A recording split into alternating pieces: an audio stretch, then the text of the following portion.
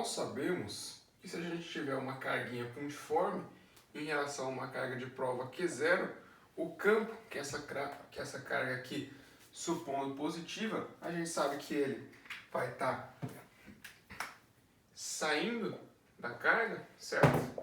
E qual que vai ser o módulo dele aqui que está agindo sobre a carga Q0? Vai ser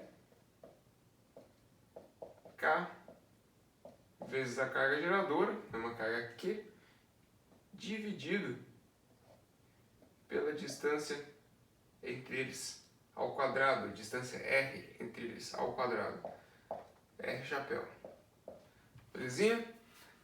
Mas o que acontece se eu tiver um condutor que não seja pontiforme, um condutor em equilíbrio eletrostático, com raio R, não desprezível? Eu quero saber qual que é o campo elétrico gerado por esse condutor sobre uma carga de prova Q0 a uma distância em relação ao centro desse condutor, uma distância R'. Sabe quando é que vai ser o módulo desse campo? Eu vou até representar aqui umas carguinhas positivas distribuídas uniformemente na superfície do condutor em equilíbrio eletrostático.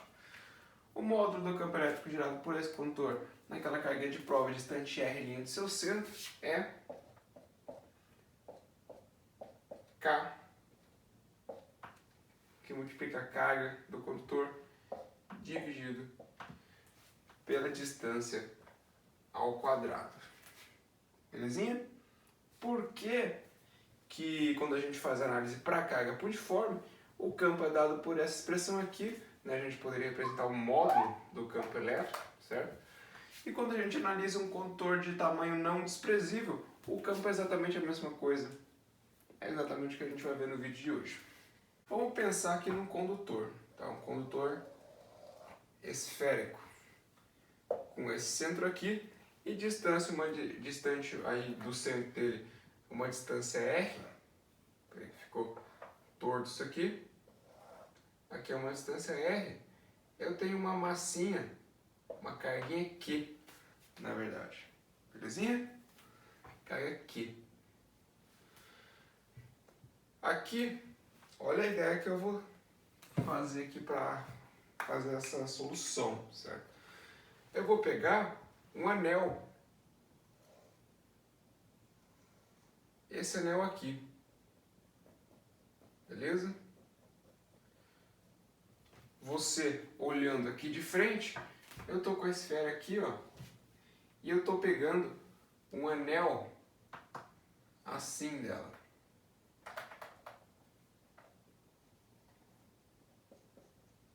Beleza? Esse anelzinho aqui que eu tô pegando, tá? E a minha carguinha aqui, ela tá mais ou menos aqui, ó, vendo em perspectiva. Belezinha? Peguei um anel. Eu vou traçar essa reta aqui, ó, e essa reta aqui. Beleza? Aqui eu vou ter um ângulo θ. Aqui eu vou ter um dθ, certo? Um ângulo bem pequenininho aí. Aqui é o raio da esfera, certo? Raio R. E a distância em relação a esse ponto superior do anel e a minha carguinha Q, eu vou chamar de S. Perceba que eu posso pegar esse anel tão pequeno quanto eu queira. Então eu posso falar que o S é a distância em relação a qualquer ponto desse anel, porque eu posso sim supor um anel que tenha largura aqui, né, desprezível. Poderia representar o anel como somente uma reta vertical, assim, tá? E assim S faria mais sentido. Mas aqui eu estou representando ele com uma espessura, uma certa espessura, para fim de representação, tá? Mas pelo fato de você poder fazer esse raciocínio, S faz sentido aqui, beleza? Bom, o que eu vou fazer agora? Qual que é a força elétrica gerada por um elemento de carga desse anel aqui, na minha carguinha Qzinha, né? Carguinha Qzinha. vai ser uma força na direção que une as cargas, né? Vai ser algo mais ou menos aqui, ó. Força aqui. Perceba que se eu fizer isso para todos os elementos de carga do anel, todo mundo vai ter aqui uma força em Y, certo? E uma força em X.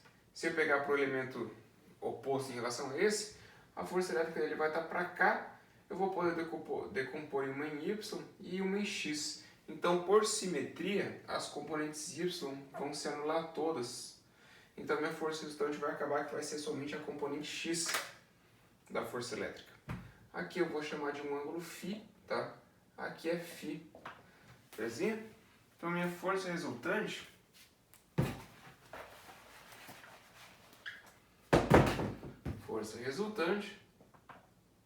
vai ser K, Q, vou colocar um diferencial de força resultante, tá? KQ dQ, na verdade esse aqui é o Q, é uma carga estática, e a nossa carga que está variando é a carga aqui da esfera, né? Vou colocar um dQzão, beleza? Dividido por S2 cosseno φ, certo? Que a gente acabou de ver que o que interessa é a componente X da força elétrica. Força resultante, então, vai ser que a constante eu posso jogar para fora, KQ integral de Q cosseno φ dividido por S2, beleza? Essa aqui é a nossa expressão da força resultante. Agora a gente tem que fazer algumas manipulações que são bem comuns nesse tipo de problema que a gente usa o artifício do cálculo para a gente conseguir nos livrar dessas incógnitas aqui em função de constantes e variáveis do problema para a gente conseguir fazer aquela integral ficar bonitinha, né? Vamos lá então. Aqui, ó, se aqui é dθ e aqui é r, qual que é o comprimento desse arco aqui, ó? Que seria o lado do meu anel, né? É r dθ. Certo? Qual que é a área do anel? Se aqui é r, tá? Aqui é r, aqui é r também. Qual que é essa distância aqui? R seno θ, concordo? Se eu pegar aqui, ó, vou fazer agora a representação do anel como sendo apenas uma linha vertical, tá? O anel com espessura tão pequena quanto eu queira. Aqui tem mais ou menos o meu centro da circunferência, nessa reta aqui. Aqui eu vou traçar o raio. Aqui eu tenho mais ou menos na mesma linha o outro aqui. Esse pequenininho aqui é o dθ, tá? Esse aqui é o dθ. E isso aqui é o r dθ. Belezinha? Bom, se aqui é θ, só trigonometria, né? Se eu tenho esse r aqui, triângulo retângulo aqui, ó. Aqui é θ, aqui é o r cosseno e aqui é o r seno. Belezinha? Então, daqui até aqui é r seno θ. Seria exatamente esse pedaço vermelho, daqui até aqui, né? É o r seno. Como que eu faço para calcular a área desse anel aqui? Bom, seria o comprimento, né? A gente pode pegar ele tão pequeno quanto a gente queira, então a gente pode aproximar, tá vendo que ele está meio inclinado aqui, ó? A gente pode aproximar isso aqui somente por uma casca cilíndrica, né? E a área lateral de um cilindro é 2πr, que multiplica a altura, certo? 2πr, o nosso raio aqui no caso seria r seno θ, certo? O raio dessa parte aqui, ó. Então, eu vou ter que o diferencial de área do anel vai ser 2πr seno θ, que multiplica a altura r dθ.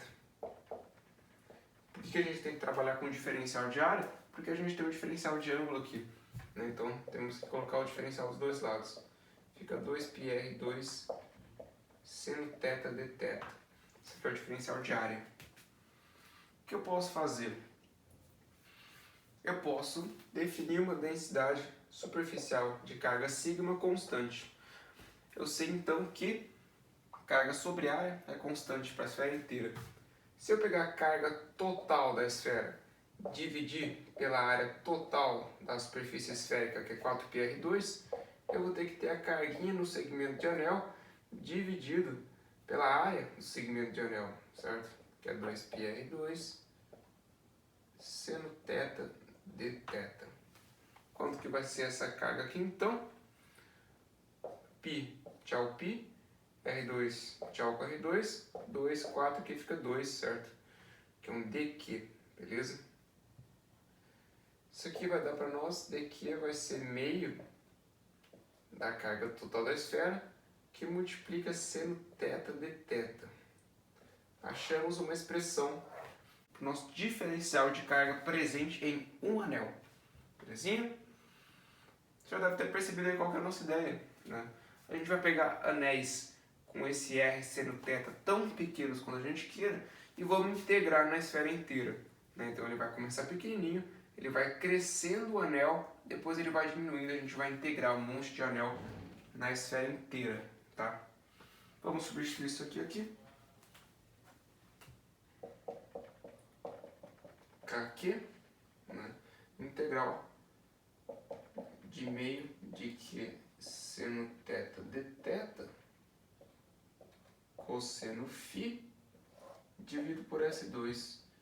Isso aqui é Kq, Qzão dividido por 2, integral cosseno φ seno θ dθ sobre S2, tá? A gente tem que achar a substituição pro φ e pro θ. Qual que é a ideia então? Lei dos cossenos, beleza? A gente vai trabalhar nesse problema com lei dos cossenos. Aqui é φ, certo? Aqui é θ. Aqui é φ, esse triângulo aqui. Aqui é S, aqui é R, R'inho, tá? E o raio é essa parte aqui. Lei dos cossenos nesse triângulo aqui então. Quanto que é cosseno φ então? Cosseno φ vai dar S2 mais R'2, né? Passa esse termo para lá. Passo subtraindo e divido. Isso aqui é a nossa expressão para cosseno φ. Cosseno θ então vai ser R2 mais R'2 menos S2 sobre 2 R'. Tá? Belezinha? Mas perceba ali que a gente tem seno θ dθ. Né? Tem um seno, não um cosseno. Então qual que é a ideia aqui? É a gente derivar esse cara aqui em relação a θ, né? Derivar essa expressão em relação a θ. A gente vem aqui e aplicar o d dθ nos dois lados. Derivado do cosseno em relação a θ é menos seno θ, tá? Vou vir daqui para cá. Menos seno θ. Derivada de... A gente pode quebrar isso aqui em 3 frações, certo? Isso aqui sobre isso, mais isso sobre isso, menos S2 sobre isso. R2 mais R2 dividido por 2RR é constante, mas é que isso aqui é constante no problema. Perceba que o raio da esfera e a distância da nossa carguinha aqui em relação ao centro, né, que eu chamei de R, são invariáveis. Por isso que a derivada disso aqui, ó, vai ser zero. Isso aqui vai sobrar apenas, menos seno θ, vai sobrar apenas desse lado direito, o d dθ de menos S2 sobre 2 R'. Tá? Menos seno θ. Derivada em relação a θ de S2, o expoente cai, né? Fica menos 2S dividido por 2 R', vezes a derivada de S em relação a θ, é derivada implícita. Menos 2 com 2, menos com menos. A gente pode colocar o dθ aqui, certo? Seno θ dθ vai ser S sobre R', ds. Perceba aqui, ó, que a gente achou seno θ de θ, a gente consegue fazer uma substituição de θ para S agora então. Isso aqui vai dar ds que divide S2 R1 R'. S corta com S2, né? Fica S embaixo, aqui em cima fica nada. E isso aqui que a gente tem que fazer. Quanto que é o cosseno φ? Cosseno φ a gente tem, tá? Só substituir ali e fazer a integral.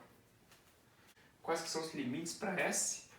O S, se a gente pegar um anel encostado aqui, um anel que a gente possa imaginar ali exatamente no comprimento ali da circunferência, né? na parcela aqui de comprimento da circunferência, tão pequeno quanto a gente queira, o S ele vai ser daqui até aqui, né? Seria R menos o raio. Tá? O limite inferior então é R menos raio. E o máximo é quando ele está aqui, ó, certo? Ele vem daqui. Lembra que a gente está varrendo com anéis? Então o S ele vem e ele chega aqui. O S máximo é esse. Então seria o R mais o raio. Esses são os limites para S. Eu simplesmente quebrei a fração. Eu joguei 2R para frente, né? Ficou sobre S2. S2 dividido por S2 é 1. E eu somente botei o S2 embaixo dessa fração aqui. ds, né, de R menos R a R mais R. Vamos integrar isso aqui. Vai dar S menos R2 menos R12 dividido por S. Tá? Esse aqui é o resultado da integral. De R menos R até R mais R. Só substituir os limites então, certo? Bom, K Qzão Qzinho, 4R1 R2, R menos R, R vai embora. R1 menos R1 dá 2R, menos, esse termo de cima é igual, né? Eu posso botar em evidência. Fica 1 sobre R mais R1 menos, certo? 1 sobre R menos R1. Isso aqui eu posso tirar o MMC, né? Eu jogo esse aqui, multiplico para cá, esse aqui multiplico para lá e multiplico os dois. Isso aqui vai dar R menos R1 e aqui vai dar menos R menos R1. Isso aqui vai dar menos 2R, certo? O R vai cortar em cima. E aqui fica sobre R2 menos R12. Eu utilizei a diferença de quadrados, certo? Fatoração é importante. Isso aqui corta com isso. 2R menos 2R vai dar 2R positivo. 2R mais 2R é 4R, certo? 4R a gente tem aqui embaixo também. Então corta isso com isso. E o que a gente sobra pra gente é K Qzinho sobre R quadrado. O que era isso aqui? A nossa força resultante. Então o que a gente percebe? Que a força resultante exercida pela esfera carregada, uniformemente carregada, sobre essa carga aqui distante, uma distância R no centro da esfera, é exatamente a força exercida por uma carga pontiforme. A gente sabe que a carga vezes o campo é a força, então o campo vai ser a força dividida pela carga. Se a gente dividir isso aqui por Q, o campo elétrico vai ser K Qzão dividido por R2, que é exatamente o campo gerado por uma carga pontiforme. Então a gente agora provou matematicamente que fora da esfera uniformemente carregada, o campo elétrico gerado por ela sob uma carga de prova se comporta como se toda a carga tivesse concentrada no seu centro, certo? Se comporta como um campo aí gerado por carga pontiforme, beleza? Esfera condutora uniformemente carregada, porque se ela fosse isolante, a gente teria uma densidade volumétrica de carga, se complicaria um pouco, tá? Estamos tratando aqui de um condutor em equilíbrio eletrostático, condutor esférico em particular, beleza? Tem um método muito mais simples, muito mais rápido da gente provar isso aqui, que é utilizando o resultado que eu já apresentei para vocês. A gente vai utilizar a lei de Gauss. Vamos ver como é que sai por lei de Gauss isso aqui. Bom, a gente tem a nossa esfera aqui, né? Com nossas carguinhas distribuídas uniformemente pela superfície. Uma carga de módulo Qzão, né? Que é a nossa cargona aqui que a gente usou. Eu vou traçar uma gaussiana que pegue exatamente o entorno da minha esfera, né? Vou pegar uma gaussiana que coincida com a minha esfera. O meu fluxo sobre a minha gaussiana do campo elétrico, escalar com a área, a gente já tinha visto pela lei de Gauss que é a carga interna dividido pela permissividade. Certo? Nosso campo é constante, posso colocar para fora. Integral de superfície de dA é a própria área, certo? Isso aqui vai dar E. A minha área total integral de superfície sobre a gaussiana vai dar a própria área da esfera, né? 4πr2. Carga interna é Qzão dividido pela permissividade. O campo, então, ele vai ser dado por Qzão dividido por 4πr2ε0. Arrumando essa expressão, 1 sobre 4πε0, que multiplica Qzão sobre R2. Isso aqui nada mais é do que K. Não. Isso aqui é K Qzão sobre R12. Belezinha? Esse aqui é o módulo do campo elétrico gerado exatamente sobre a superfície da esfera. Mas se eu tivesse pegado uma gaussiana que vai passar por uma gaussiana esférica que passa pelo ponto onde está a nossa carga de prova, né? Suponha que ela englobe a esfera, uma gaussiana de raio R também, né? Exatamente análogo ao campo elétrico que multiplica a área, seria a carga interna dividida pela permissividade. O campo seria KQ sobre R2, em que R é o raio da gaussiana, certo? Que vai ter centro no centro do condutor e vai passar exatamente pelo ponto onde eu centrei a minha carga puntiforme de prova. Beleza? Bem mais simples, não? Fazer por lei de Gauss. Mas eu quis trazer essa demonstração matemática para vocês, né? Porque eu acho que é importante a gente ter essa noção também, certo? Às vezes os caminhos mais complicados são os que mais ensinam a gente a pegar a noção de como as coisas funcionam, beleza? Então a gente tem que sofrer para aprender uma maneira mais sintetizada depois.